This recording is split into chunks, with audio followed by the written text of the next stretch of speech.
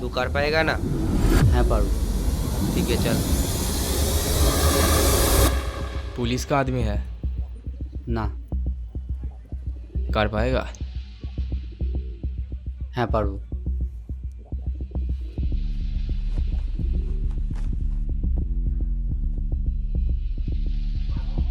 নদী নদী নদী সঙ্গে এই খাবার দে। সঙ্গে তান্তর রান্না আজকে হয়নি।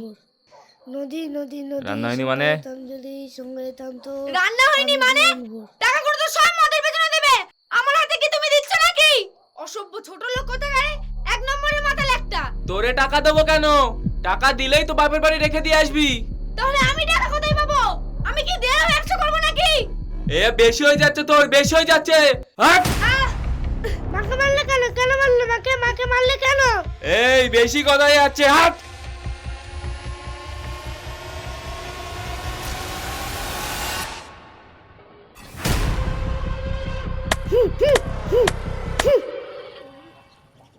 कहाँ मारेगा बम?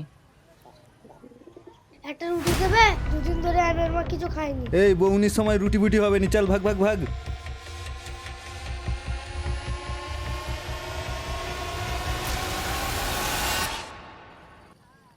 চট চট চট চুরি করে নিয়ে পালালো, চট।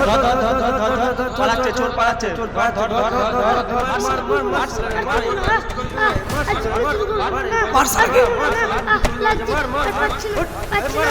चल चल चल चल चल चल।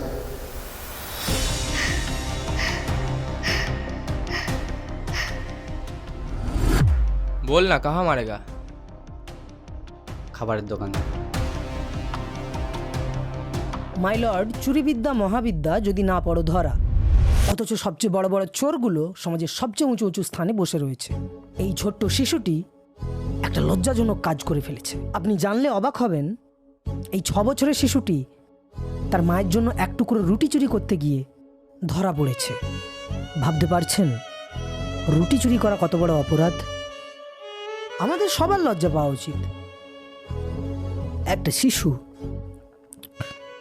রুটি চুরি করতে গিয়ে সমাজের কিছু মানুষদের কাছে ঘন ধোলাই খেয়েছে। আমাদের সবার লজ্জা পাওয়া উচিত।